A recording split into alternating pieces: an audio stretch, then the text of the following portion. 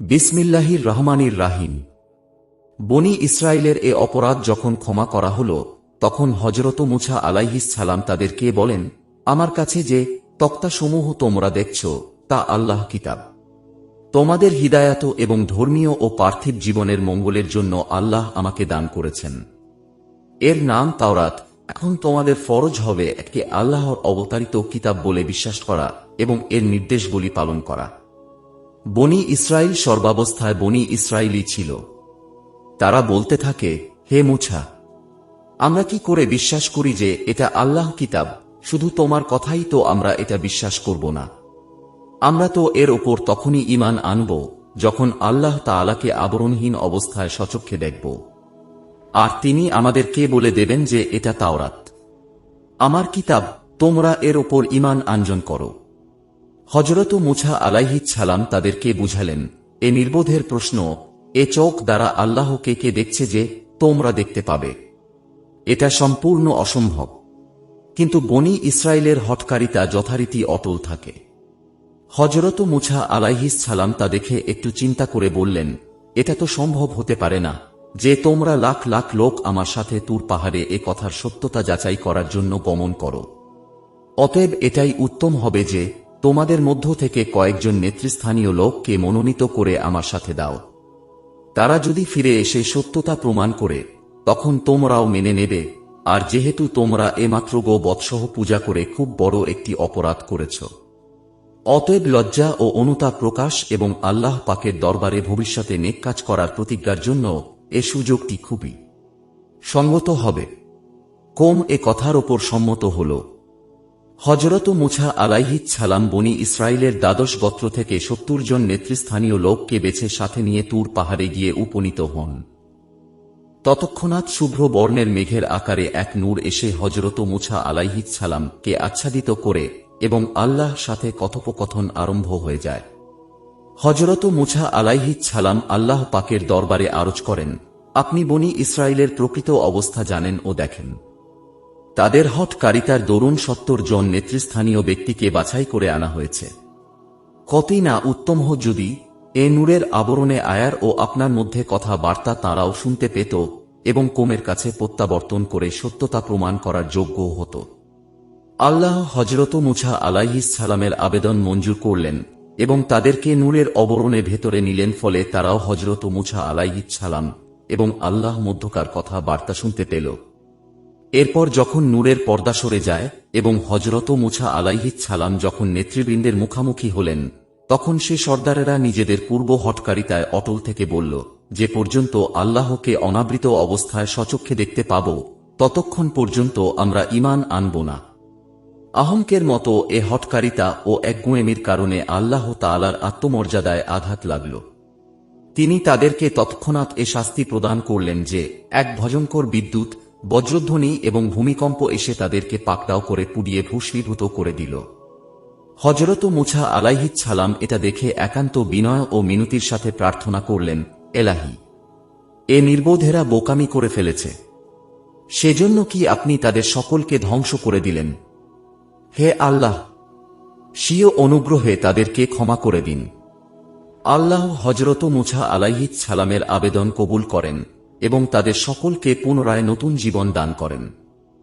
এরপর যখন তারা নব জীবনের পোশাক পরিধান করছিল, অর্থাৎ জীবিত হয়ে উঠছিল, তখন তারা একে অন্যের নতুন জীবন লাভ করাকে নিজ চোখে দেখেছিল। কুরআন মাজিদে আল্লাহ তাআলা বলেন, হযরত মুসা আলাইহিস সালাম আমার নির্ধারিত সময়ে হাজির হওয়ার উদ্দেশ্যে নিজের কওম থেকে ৭০ জন লোককে মনোনীত করে নেন। এরপর যখন কম্পমানকারী ভয়ঙ্কর বিপদ এসে তাদেরকে পাকড়াও করে, তখন মুসা আমার দরবারে আরজ করলেন, হে রব, আপনি ইচ্ছা করলে এদেরকে এর পূর্বেও ধ্বংস করে ফেলতে পারতেন এবং আমাকেও, কিন্তু আপনি স্বীয় অনুগ্রহ ও রহমতে আমাদেরকে অবকাশ দান করেছেন। তাহলে কি এমন একটি বিষয়ের জন্য আপনি আমাদের সকলকে ধ্বংস করে দেবেন, যা আমাদের মধ্যে কয়েকজন নির্বোধ ব্যক্তি করে বসেছে? এটা তো আপনার তরফ থেকে একটি পরীক্ষা ছাড়া আর কিছুই নয়। আপনি যাকে ইচ্ছা তা দ্বারা বিভ্রান্ত করে দেন এবং যাকে ইচ্ছা সৎ পথ প্রদর্শন করেন। হে আল্লাহ, আপনি আমাদের কার্যনির্বাহক, কাজেই আমাদেরকে ক্ষমা করে দিন এবং আমাদের ওপর রহম করুন। আপনি শ্রেষ্ঠ ক্ষমাশীল।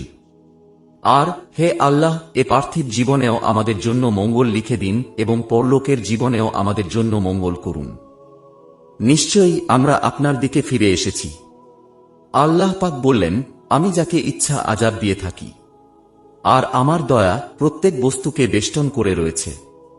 অতএব আমি তাদের জন্য রহমত লিখে দেব যারা মন্দ কাজ সমূহ থেকে দূরে থাকবে এবং যাকাত আদায় করবে, আর সে সমস্ত লোকের জন্য যারা আমার নিদর্শন সমূহের ওপর ঈমান আনবে, যারা এমন রাসূলের আনুগত্য করবে যিনি উম্মি নবী হবেন, আর তার আবির্ভাবের সংবাদ তাদের কাছে লিপিবদ্ধ তাওরাতে এবং ইনজিলে লিপিবদ্ধ রয়েছে। তিনি তাদেরকে সৎ কাজের আদেশ করবেন, অসৎ কাজের নিষেধ করবেন। যিনি তাদের জন্য হালাল করবেন যাবতীয় পবিত্র বস্তু এবং যাবতীয় অপবিত্র বস্তু হারাম করবেন, আর তাদেরকে সে বুঝা থেকে অব্যাহতি দেয়াবেন যার নিচে তারা চাপা পড়ে থাকবে। সে সমস্ত ফাঁদ থেকে তাদেরকে মুক্ত করবেন যাতে তারা আবদ্ধ হয়ে থাকবে। অতএব যারা তাকে নবী বলে বিশ্বাস করবে, সম্মান করবে এবং তার কাছে নাজিলকৃত নূরের অনুসরণ করবে, তারাই সফলকাম। সূরা আরাফ আয়াত 155 হতে 157। আর যখন তোমরা বললে, হে মুছা, আমরা তোমাকে বিশ্বাস করব না আল্লাহকে সরাসরি না দেখা পর্যন্ত, তখন বজ্রধ্বনি তোমাদেরকে পাকড়াও করল আর তোমরা সেদিকে তাকিয়ে রইলে। এরপর আমি তোমাদেরকে মৃত্যুর পর পুনর্জীবিত করলাম যাতে তোমরা কৃতজ্ঞ হও। সূরা বাকারা আয়াত 55 হতে 56। কুরআন মাজিদে মৃত্যুর পরে জীবনের সাধারণ নিয়ম এটাই বলেছে যে পার্থিব মৃত্যুর পর পরলোকে পুনরায় জীবন লাভ করবে। কোন সময় হিকমত ও মুছলিহাতের প্রতি লক্ষ্য করে আল্লাহ তাআলার এ দুনিয়াতে মৃতকে জীবিত করে থাকেন। আম্বিয়ায়ে কেরামের মুজেজামায় জীবনে সজম কুরআনের সাক্ষী অনুযায়ী এ সত্য কয়েকবার প্রকাশিত হয়েছে। কুরআন মাজিদ যখন মৃত্যুর পরে জীবনের উল্লেখ করে, তখন তার সংকেত এটাই হয় যে এ জীবনকে অর্থাৎ জীবিত হয়ে ওঠা বলে ব্যক্ত করে থাকে। সূরা বাকারা এ আয়াতটিতেও কুরআন মাজিদ ইসরাইলের নেতৃবৃন্দের মৃত্যু ও ধ্বংস এবং এরপর জীবিত হওয়াকে এ শব্দ দ্বারা ব্যক্ত করেছে। আর যেন তোমরা শুকরগুজার থাকো বলে এ ঘটনাটির মূল তত্ত্বকে আরও অধিক পরিষ্কার করে দিয়েছে। নিঃসন্দেহে অবস্থা ঘটেছিল যে তাদের অযৌক্তিক এবং ধৃষ্টতামূলক হঠকারিতার কারণে কম্পমানকারী বিকট শব্দ তাদের মৃত্যু ঘটিয়ে দিয়েছিল। এরপর হযরত মূসা আলাইহিস সালামের বিনীত আবেদনে আল্লাহ পাকের ব্যাপক রহমত উদ্বেলিত হয়ে ওঠে। সে বিদগ্ধ পান লোকদেরকে পুনরায় জীবন দান করেন যেন তারা শুকর আদায় করতে থাকে এবং ভবিষ্যতে এরূপ অনর্থক হঠকারিতা অবলম্বন না করে এবং আল্লাহ পাকের সত্যিকার বান্দা হয়ে যায়। আল্লাহ পাক বলেন, আমার আযাব আমি যাকে ইচ্ছা দিয়ে থাকি, আর আমার রহমত প্রত্যেক বস্তুকেই বেষ্টন করে রয়েছে। সূরা আরাফ এ আয়াতটি কুরআন পাকের গুরুত্বপূর্ণ আয়াত সমূহের অন্যতম। এ আয়াতটিতে বলা হয়েছে যে আল্লাহ পাকের তরফ থেকে যে আযাব আগমন করে তা বিশেষ অবস্থাবলীর অধীনে হয়ে থাকে। অন্যথায় আযাব আল্লাহ নয় বরং তাঁর আদি ও অনন্ত গুণ। সুতরাং তাঁর রহমত গুণটি সকলের জন্য ব্যাপক। আর বিশ্ব জগতের এমন একটি বস্তুও নেই যা তাঁর রহমত গুণটি থেকে শূন্য বা বঞ্চিত। বরং এরূপ বলুন যে যাকে তোমরা আযাব বলছ তা তোমাদের কার্যাবলীর সাথে সম্পর্কিত। বিবেচনায় আযাব, অন্যথায় অস্তিত্বের কারখানার পূর্ণ মানচিত্রের প্রতি লক্ষ্য করে যদি তোমরা গভীরভাবে চিন্তা করো, তাহলে একেও রহমত বলে দেখতে পাবে। যেমন এ প্রেক্ষিতে সূরা আনামে আল্লাহ বলেছেন, আল্লাহ রহমতকে নিজের জন্য নির্ধারিত করে নিয়েছেন। আর এ ব্যাপক রহমতের পূর্ণ প্রকাশের স্থল এবং পূর্ণ প্রতিবিম্ব সে মহান সত্তা, যার পবিত্র উল্লেখ সূরা আরাফের সে আয়াতটিতে এ রূপে করা হয়েছে যে তাঁর আগমনের পূর্বেই পূর্ব যুগের কিতাবসমূহে তাঁর আগমনের সুসংবাদ প্রদান করা হয়েছিল এবং তাঁর গুণাবলী এ চরিত্র মাধুর্যেরও আলোচনা করে দেয়া হয়েছিল এবং এজন্যই অন্যত্র তাঁকে সারা বিশ্বের জন্য রহমত আখ্যায়িত করা হয়েছে। সে ৭০ জন নেতৃবৃন্দ যখন পুনরায় জীবিত হয়ে কওমের কাছে ফিরে এলো, তখন তারা কওমের কাছে পূর্ণ ঘটনা বর্ণনা করে শুনিয়ে বলল, মূসা আলাইহিস সালাম যা বলেছেন তা সত্য, আর এতে কোনো সন্দেহ নেই যে তিনি আল্লাহ রাসূল। এখন সুস্থ প্রকৃতির চাহিদা তো এটাই ছিল যে এসব শুনে তারা আল্লাহ শুকরগুজারি করা এবং তাঁর অনুগ্রহ এবং দানের প্রাচুর্যের প্রতি লক্ষ্য করে তাঁর আনুগত্য ও দাসত্বের স্বীকৃতির সাথে অবনতস্তকে তাঁর যাবতীয় নির্দেশ মেনে নেয়া। কিন্তু এর পরিবর্তে এটাই হল যে তারা তাদের বাঁকাগতি বহাল রেখে এবং তাদের নেতৃবৃন্দের সত্যায়ন সত্ত্বেও তাওরাতকে কবুল করতে বিরোধিতামূলক ইতস্তভাব প্রকাশ করতে আরম্ভ করে এবং হযরত মুসা আলাইহিস সালামের কথার প্রতি কর্ণপাত করেনি। হযরত মুসা আলাইহিস সালাম এটা দেখে আল্লাহ দরবারে রুজু হয়ে তাদের বিপথে চলার অভিযোগ পেশ করেন। আল্লাহ তাআলার দরবার থেকে আদেশ হল, এসব নাফরমানদের জন্য আমি তোমাকে আরও একটি মুজেজা প্রদান করেছি, তা হল যে তুর পাহাড়ের ওপর তুমি আমার সাথে কথোপকথন করে থাকো এবং যে পাহাড়ের ওপর তোমার কওমের মনোনীত নেতৃবৃন্দ সত্যকে দর্শন করেছে, সে পাহাড়কেই আদেশ করছি তা যেন নিজের স্থান থেকে সরে গিয়ে শামিয়ানার মতো বনী ইসরায়েলদের মাথার ওপর আচ্ছন্ন হয়ে থাকে এবং অবস্থার ভাষায় ঘোষণা করে যে মুসা আলাইহিস সালাম আল্লাহ যথার্থ নবী, তাওরাত নিঃসন্দেহে আল্লাহ সত্য কিতাব। যদি এ উভয় বস্তু সত্য ও সততার প্রকাশক্ষেত না হতো, তাহলে এ বিরাট মহান নিদর্শন তোমরা দেখতে পেতে না, যা একমাত্র আল্লাহর কুদরত ব্যতীত অন্য কোনো প্রকারেই সম্ভব ছিল না। বস্তুত আল্লাহ পাকের সৃষ্টি রহস্যগত ফয়সালা হওয়া মাত্র তুর পাহাড় তাদের মাথার ওপর এসে শামিয়ানার মতো অবস্থান নিল এবং বলতে লাগল, হে বনী ইসরাইল, যদি তোমাদের বিবেক ও বুদ্ধি বলতে কিছু অবশিষ্ট থাকে এবং সত্য ও মিথ্যার পার্থক্য করার জ্ঞান বিদ্যমান থাকে, তাহলে সত্য শ্রবণকারী কর্ণ দ্বারা গুণ আমি আল্লাহ তাআলার নিদর্শন হয়। তোমাদেরকে বিশ্বাস দেওয়ার জন্য সাক্ষ্য দিচ্ছি যে মুসা আলাইহিস সালাম আমার পৃষ্ঠে আরোহণ পূর্বক কয়েকবার আল্লাহর সাথে কথোপকথনের সম্মান লাভ করেছেন এবং তোমাদের সৎপথ ও হিদায়াত লাভের বিধান তাওরাত ও আমারই পৃষ্ঠের ওপর তাকে প্রদান করা হয়েছে। আর হে গাফলত ও অবাধ্যতার দল, আমার অবস্থিতি যা তোমাদের জন্য বিস্ময়কর হচ্ছে তা এ বিষয়ের সাক্ষী যে যখন মানুষের বুকের মধ্যে অন্তরের কোমলতা কঠোরতায় রূপান্তরিত হয়ে যায়, তখন তা একটি প্রস্তর খণ্ড বরং তার চেয়েও অধিক কঠিন হয়ে যায় এবং হিদায়াত ও নসিহত তার ভেতরে কোনো দিক থেকেই প্রবেশ করতে পারে না। দেখো, আমি প্রস্তর খণ্ড সমূহের সমষ্টি পাহাড়, কিন্তু আল্লাহ আদেশের সামনে আনুগত্যের মাথা অবনত করে কেমনভাবে দশত্ব প্রদর্শন করছি, কিন্তু তোমরা আমিত্বের অহংকারে কোনো অবস্থায় নাকে হাঁ দ্বারা বদ করতে প্রস্তুত নও। কুরআন মাজিদ এ সত্যই ব্যক্ত করেছে, অতঃপর তোমাদের অন্তর কঠিন হয়ে গেল, যেন তা পাথর কিংবা তার চেয়েও কঠিনতর। সূরা বাকারা আয়াত ৭৪। বনী ইসরাইল যখন এ নিদর্শনটি দেখে তখন তাকে সাময়িক ভয়ের কারণেই হোক কিংবা উপস্থিত জন সমাবেশের সামনে আল্লাহ তাআলার আজিমুশান নিদর্শনের চাক্ষুষ দর্শনের ফলেই হোক, বনী ইসরাইল তাওরাতের দিকে ঝুঁকে পড়ে এবং হযরত মুসা আলাইহিস সালামের সামনে তাওরাতের আহকাম অনুযায়ী আমল করার স্বীকৃতি প্রদান করে, তখন আল্লাহ আদেশ হল, হে বনী ইসরাইল, আমি যা কিছু তোমাদেরকে দান করেছি তাকে দৃঢ়তা সহকারে গ্রহণ করো এবং যেসব আহকাম তাতে রয়েছে তা পালন করো, যেন তোমরা পরহেজগার ও মুত্তাকি হতে পারো। কিন্তু আফসোস, বনী ইসরায়েলদের ওয়াদা ও প্রতিশ্রুতি সাময়িক ছিল বলে সাব্যস্ত হল এবং অধিককাল পর্যন্ত তারা তার উপর কর্মতৎপর থাকতে পারেনি এবং তাদের চিরাচরিত অভ্যাস অনুযায়ী পুনরায় বিরোধিতা আরম্ভ করে। কুরআন মাজিদ এ ঘটনাগুলোকে খুবই সংক্ষেপে কিন্তু পরিষ্কার ও সুস্পষ্ট ভাষায় ব্যক্ত করেছে। যখন আমি তোমাদের নিকট থেকে প্রতিশ্রুতি নিলাম এবং তোমাদের মাথার ওপর তুর পাহাড়কে উঠিয়ে ধরলাম এবং বললাম, আমি তোমাদেরকে যা দিলাম তাকে দৃঢ়ভাবে ধারণ করো এবং তাতে যা কিছু আছে তা আমলের দ্বারা স্মরণ করো যেন তোমরা পরহেজগার হও। এরপর তোমরা তা থেকে, সে তাওরাত থেকে, পৃষ্ঠ প্রদর্শন করেছ। অতএব তোমাদের প্রতি যদি আল্লাহ অনুগ্রহ এবং রহমত না থাকত তবে নিশ্চয়ই তোমরা ক্ষতিগ্রস্ত হতে। সূরা বাকারা।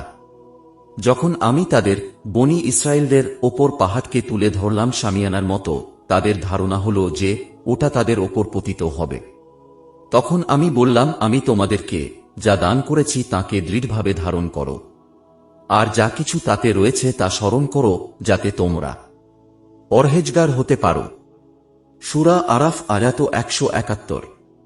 এসব আয়াতে পরিষ্কার বর্ণিত আছে যে বনী ইসরায়েলরা যখন তাওরাতকে গ্রহণ করতে ইতস্তত করল বরং অস্বীকারই করল, তখন আল্লাহ তাআলা তাদের মাথার ওপর তুর পাহাড়কে উঠিয়ে ধরলেন এবং এরূপে আল্লাহ প্রত্যক্ষ নিদর্শন দেখিয়ে তাদেরকে তাওরাত কবুল করার জন্য প্রস্তুত করলেন। অতএব আয়াতসমূহের পরিষ্কার ও সুস্পষ্ট অর্থকে মনগড়া ব্যাখ্যা দিকে টেনে নেয়ার কোনই কারণ থাকতে পারে না। অতএব সূরা আরাফের আয়াতটির অর্থ হল, আর যখন আমি তাদের ওপর পাহাড়কে কম্পিত করালাম যেন তা শামিয়ানা যা বাজুর ঝাপটায় নড়ছে আর তারা ভীষণ ভয়ে মনে করছিল যে পাড়া তাদের মাথার ওপর এসে পতিত হবে। সুতরাং সূরা বাকারার আয়াত উত্তোলন করা এবং ওপরে শব্দদ্বয়কে যখন সূরা আরাফের আয়াতে সমূলে উৎপাটিত করা এর সাথে মিলিত করা হবে, তখন কুরআন মাজিদের এ আয়াতগুলোর পরিষ্কার এবং সাদাসিধা অর্থ এটাই হবে যে তুর পাহাড়কে স্থানচ্যুত করে বনি ইসরায়েলদের মাথার ওপর এভাবে ধরা হয়েছিল যেন তা একটি শামিয়ানা, যা তাদের ওপর শীঘ্রই পতিত হবে। কুরআন মাজিদের আয়াতগুলোর পূর্বাপর সম্পর্ক দ্বারা এটাই বোঝা যায়। এর জবাবে মুফতি মুহাম্মদ শফি তাঁর তাফসিরে লিখেছেন, একটু চিন্তা করা হলেই বিষয়টা সুস্পষ্ট হয়ে উঠবে যে কোন অমুসলমানকে ইসলাম গ্রহণে কথাও কখনো বাধ্য করা হয়নি। কিন্তু যে ব্যক্তি মুসলমান হয়ে ইসলামী প্রতিজ্ঞা প্রতিশ্রুতির অনুবর্তী হয়ে যায় এবং তারপরে সে যদি তাঁর বিরুদ্ধাচরণ করতে আরম্ভ করে, তাহলে অবশ্যই তাঁর ওপর জবরদস্তি করা হবে এবং এ বিরুদ্ধাচরণের দরুন তাকে শাস্তি দেয়া হবে। ইসলামী শাস্তির বিধানে এ ব্যাপারে বহু প্রকার শাস্তি নির্ধারিত রয়েছে। বহু শতাব্দী ব্যাপী গোলামী জীবন যাপন এবং নীচ জাতীয় খিদমতে মশগুল থাকার কারণে বনি ইসরায়েলের উন্নতমানের স্বভাব ও গুণাবলীর মধ্যে ঘুণে ধরে গিয়েছিল এবং মূর্তি পূজক মিশরীয়দের মধ্যে থেকে জড়বাদ এবং মূর্তি পূজা তাদের জ্ঞান ও বাহ্যেন্দ্রিয়গুলোক এ পর্যায়ে অকর্মণ্য করে দিয়েছিল যে তারা পদে পদে আল্লাহ তাআলার একত্বে এবং তাঁর নির্দেশাবলী পালনে কোনো মুজেজা বা নিদর্শনের অপেক্ষা করত। এটা ব্যতীত তাদের অন্তরে একীন ও বিশ্বাসের জন্য কোনো স্থানই হতো না। তাদের হিদায়াতের জন্য দুটি উপায়ই হতে পারত। একটি হল বিভিন্ন প্রকারে তাদেরকে বুঝিয়ে সত্যকে কবুল করার জন্য তাদেরকে উদ্বুদ্ধ করা হতো এবং প্রাচীনকালের আম্বিয়াদের উম্মতদের মতো শুধু কোনো বিশেষ এবং গুরুত্বপূর্ণ ক্ষেত্রে মুজেজা প্রদর্শন করা হতো। আর দ্বিতীয় উপায়টি ছিল বহু শতাব্দীর বিনষ্ট অবস্থার সংশোধনের জন্য খুব তড়িঘড়ি আধ্যাত্মিক শক্তি প্রকাশ করা হতো এবং সত্য ও সততার তালিম প্রদানের সাথে সাথে আল্লাহ তাআলার কুদরতের নিদর্শন মুজেজা সমূহ পুনঃ পুনঃ তাদের সত্য কবুল করার যোগ্যতাকে শক্তি প্রদান করে বনি ইসরায়েল কওমের হীনমন্যতা এবং বিধ্বস্ত অবস্থার প্রতি লক্ষ্য করে তাদের সংশোধন ও শিক্ষার জন্য আল্লাহ তাআলার হিকমত ও মুছলিহাত এ দ্বিতীয় উপায়টি অবলম্বন করেছে আল্লাহ মহাজ্ঞানী প্রজ্ঞাময়। যাহোক এ ঘটনাটি তাওরাতেও বর্ণিত হয়েছে এবং তাতে তুর পাহাড় সম্বন্ধে তাই বলা হয়েছে, যা আমাদের আধুনিক যুগের মুফাসিররা আলোচ্য আয়াতের ব্যাখ্যায় বলেছেন।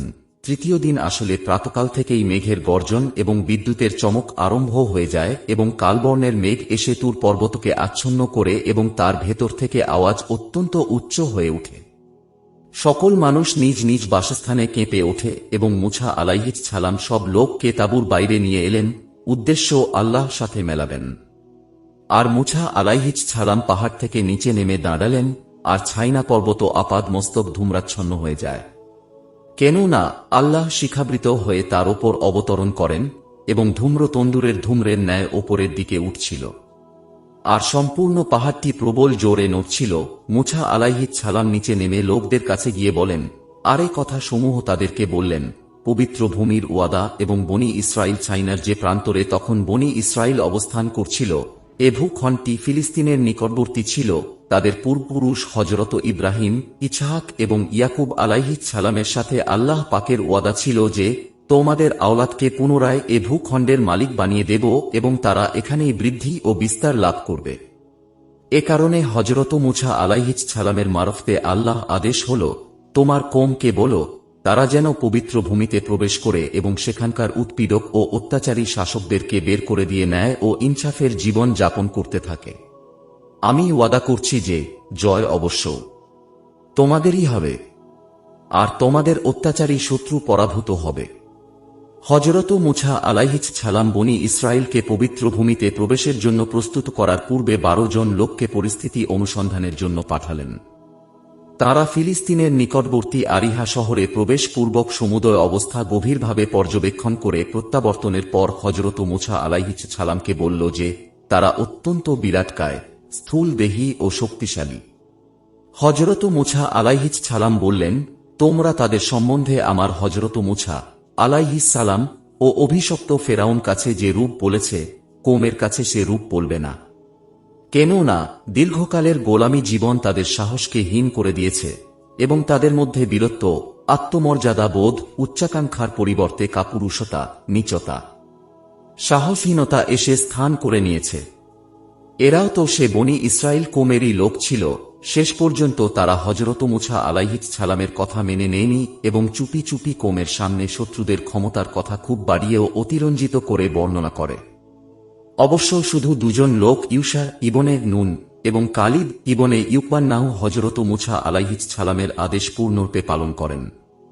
তাঁরা বনি ইসরায়েলের কাছে এমন কোনো কথা বলেননি যাতে তাদের মনোবল ভেঙে পড়তে পারে। এখন হযরত মুসা আলাইহিস সালাম বনি ইসরায়েলকে বলেন, তোমরা আরিহা নামক বস্তিতে প্রবেশ করো এবং শত্রুর সাথে যুদ্ধ করে বস্তি দখল করো।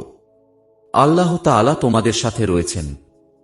এ ঘটনাটুকু কুরআন মাজিদে এরূপ বর্ণিত হয়েছে, যখন মুসা আলাইহিস সালাম নিজ কওমকে বললেন, হে আমার কওম, তোমাদের ওপর আল্লাহ যে অনুগ্রহ রয়েছে তা স্মরণ করো, কেননা তিনি তোমাদের মধ্যে নবী ও রাসূল বানিয়েছেন, আর তোমাদেরকে রাজ্যাধিপতি করেছেন এবং তোমাদেরকে এমন সব বস্তু দান করেছেন যা বিশ্ববাসীদের মধ্যে আর কাউকেও দান করেননি।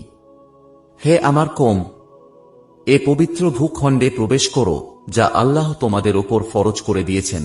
পেছনে ফিরে যেও না, গেলে তোমরা ক্ষতিগ্রস্ত হয়ে পড়বে। সূরা মায়েদাহ আয়াত 20-21। বনি ইসরাইল তা শুনে উত্তরে বলল, হে মুসা, সেখানে তো বড় জালিম লোকেরা বাস করছে। তারা সে বস্তি থেকে বের হয়ে না যাওয়া পর্যন্ত আমরা তো সেখানে প্রবেশ করব না। আফসোস এ হতভাগাদের জন্য, তারা এ কথা চিন্তা করল না যে আমরা যে পর্যন্ত তাদেরকে সাহস ও বীরত্বের সাথে সেখান থেকে বের করে না দেব, সে পর্যন্ত এ জালিমরা কেমন করে বের হয়ে যাবে। ইউশা ও কালিব তা দেখে কওমকে উৎসাহ ও সাহস প্রদান করে বললেন, শহরের ফটক অতিক্রম করা কোনো কঠিন কাজ নয়, চলো আমরা তাদেরকে আক্রমণ করি। আমাদের পূর্ণ বিশ্বাস আছে যে তোমরাই বিজয় হবে। এ মর্মে কুরআন মাজিদে বলা হয়েছে, আল্লাহ ভীরুদের মধ্যে এমন দুজন লোক বললেন, যাদের প্রতি আল্লাহ করুণা ও অনুগ্রহ করেছেন, তোমরা সেই জালিমদের ওপর সদর দরজা দিয়ে প্রবেশ করো। যখনই তোমরা প্রবেশ করবে, নিঃসন্দেহে তোমরা বিজয় হবে। আরও বললেন, আল্লাহ ওপরই ভরসা রাখো যদি তোমরা মুমিন হও। সূরা মায়েদাহ আয়াত 23। কিন্তু বনি ইসরায়েলদের ওপর এ কথারও কোনো ক্রিয়া হল না। তারা পূর্ববত নিজেদের অস্বীকৃতির ওপরই কায়েম থাকে। আর যখন হযরত মুসা আলাইহিস সালাম খুব জোর দিয়ে বলেন, তখন তারা নিজেদের অস্বীকৃতির ওপর হঠকারিতা করে বলে, তারা বলল, হে মুসা, তারা সেখানে থাকলে আমরা কখনো প্রবেশ করব না। অতএব তুমি এবং তোমার রব যাও এবং তাদের সাথে যুদ্ধ করো। আমরা এখানে বসলাম, অর্থাৎ বসে বসে তামাশা দেখব। সূরা মায়েদাহ আয়াত 24।